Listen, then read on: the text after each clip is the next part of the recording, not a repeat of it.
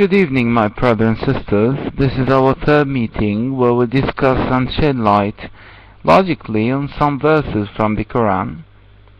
For today, I'm choosing for thee another interesting verse to discuss, and this verse is quoted from chapter 1 in the Quran, verse 260, where God of Islam says, "Behold, Abraham said, My Lord, show me how thou givest life to the dead." And in response, God said unto him, "Dost thou not then believe? Have you not believed yet?" And he said, Yes, but to satisfy my own understanding, so that my heart may be satisfied.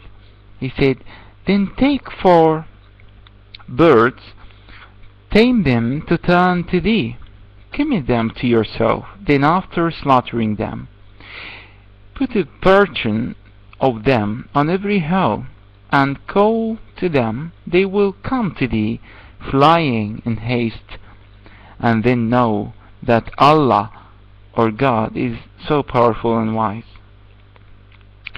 Well, the above story, as usual with most stories Muhammad has mentioned and thrown in the Quran, the copy-based stories that this time it wasn't taken from the Bible or the hundreds of myths that are found in the Bible, but it's just found only in the legends of the Jews. Chapter 1, under the title The Babe Proclaimed God. For further information, I advise thee to read the legends of the Jews. In fact, Muhammad didn't fully understand the story as described in the tradition of the Jews, but nonetheless he put it in the Quran as one of his own parables. Anyway, this legend tells us that when Abraham was deserted in the cave, I don't know just what's the matter with these caves. Sometimes I think to search or find a nice cave and stay there, maybe there a revelation of God, or maybe God himself, God will reveal himself to me or spoke to me. Whatever, just Abraham began to wail, and God sent Gabriel down to give him some milk to drink, and he staggered it all until he 10 years old, and then he left the cave and walked about and went back to the valley when and he started to walk and look just upon around, and he started to think of the stars as God. And the stars came forth, and he said, "These are the gods." But the dawn came, and the stars be seen no longer. And then he said, "I will not pay worship to these, for they are not gods." Thereupon just came forth the sun, and he spoke, "This is my God." But again the sun said, and he said that he is no God. And beholding the moon, he called his God, to whom he would pay divine homage. And then the moon was obscured, and he cried out, "This is too none, no God. There is one who sets them all in motion exactly." And here just I remember what Muhammad just exactly said in the Quran. I wonder, at least just have some change in the fucking text. Give it your flavor instead of copying it as it is. Anyway, just the story we want here is that afterward, in searching for God, while Abraham in the desert looking around, God appears and speaks to him directly. And the first thing I want you to pay attention regarding this story, that Abraham here is addresses he addresses God personally and speaks to him directly. And thus he turns his belief from the unseen belief to the testimony, for the unseen is changed for him to the seen, because he is talking to God himself. In other words, his hearing to the voice of God and his discussion with him has become no longer unseen as it is for Muslims and Christians today. And despite Abraham was speaking directly to this God, he continued in his doubts and suspicions. And what he just and what this God contributes to himself of works. Abraham here, simply based on the previous verse, he is asking God, whom he is speaking to directly, he's asking him for a tangible miracle to ensure, to guarantee that what this God attributes to himself is true. And in other verses we'll discuss later, he just asked God to show himself to Abraham. What is even worse here is that although this Abraham is considered as a prophet, Christians as well as Muslims, just they call him the father of the prophets. And despite the fact that he speaks directly to God. However, he is not sure and had doubts about this God, and also suspicions about these allegations this God contributing to himself. This is really amazing, despite the fact that Abraham's belief moved from the unseen belief that based on nothing indeed to the tangible belief, the seen one, where he can hear God's voice directly.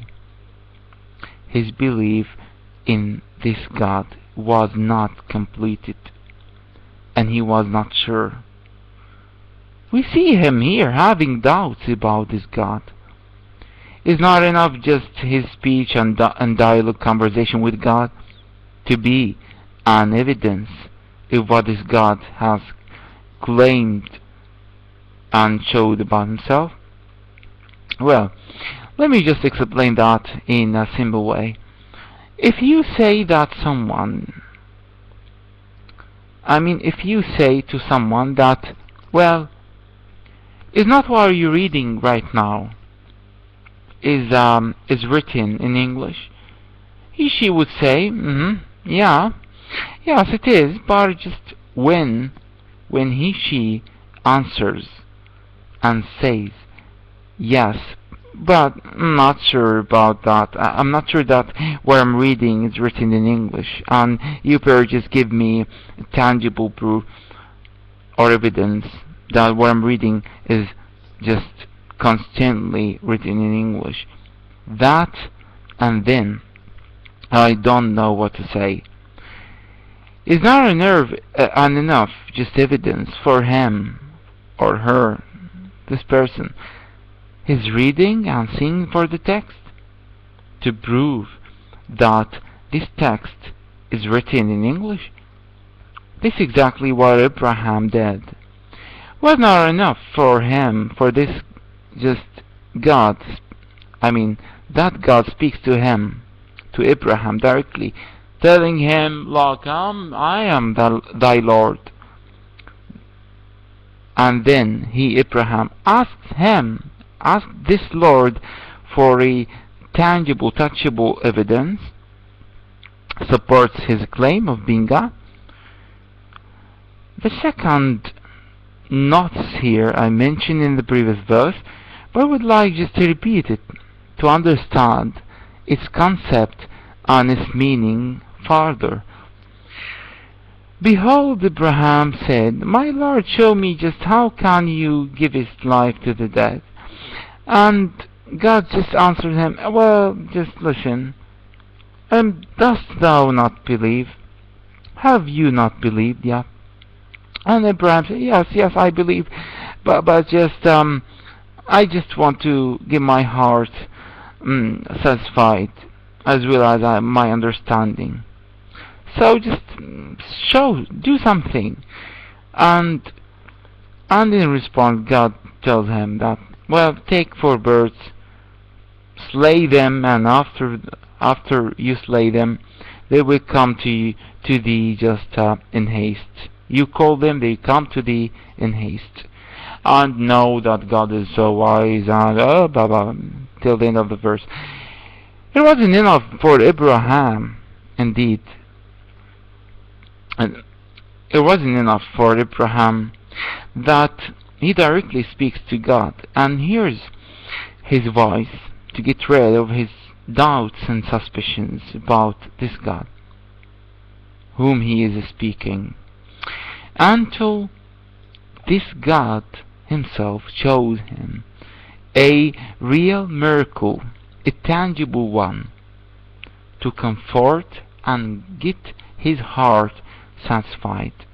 Moreover, the presence of God in the previous text also moved to the sensory world, through where Abraham can hear God's just voice and discusses. Although this didn't succeed in removing this doubt from the heart of Abraham. And here I'm asking a question. Is the Quran today enough to remove doubts from our hearts? Are these heavenly books enough to remove the suspicions and doubt of religions? If the direct speech of God with Abraham could not remove the doubt from his heart, the thing that led or forced God to display a live miracle, a tangible one that Abraham can see by his own eyes, a face-to-face miracle, to believe in him, in this God, is it enough for us today to believe in a book attributed to God thousands of years ago, to believe in this book as an evidence of his existence, or for his existence? And so, if hearing God's voice and speaking to him directly is not enough just to remove the suspicions from the hearts, not considered a conclusive evidence of God's existence. And this is what the verse tells us. It's because Abraham didn't believe and had doubts about him, about this God. God had to show a seen miracle for Abraham, a miracle that Abraham can see. And that miracle was by bringing the dead birds after slaughtering them to life again, to remove these doubts and suspicions from Abraham's heart. And Muhammad mentioned this in a number of speeches. He confirmed what I have just said. He said in explaining this verse to his disciples in a number of speeches, we have the right, I'm quoting, we have the right to doubt more than Abraham's doubt about God. When he said, Lord, show me, how can you bring the dead to life? To the end of the verse. And here, I remember another verse in the Quran. When the same God says in chapter of Tenda, verse 28, those who believe and whose hearts find comfort in the remembrance of God, surely it is in the remembrance of God that hearts find comfort. Thank you for listening, and I hope that my discussion was somehow useful and understandable to you. Thank you very much.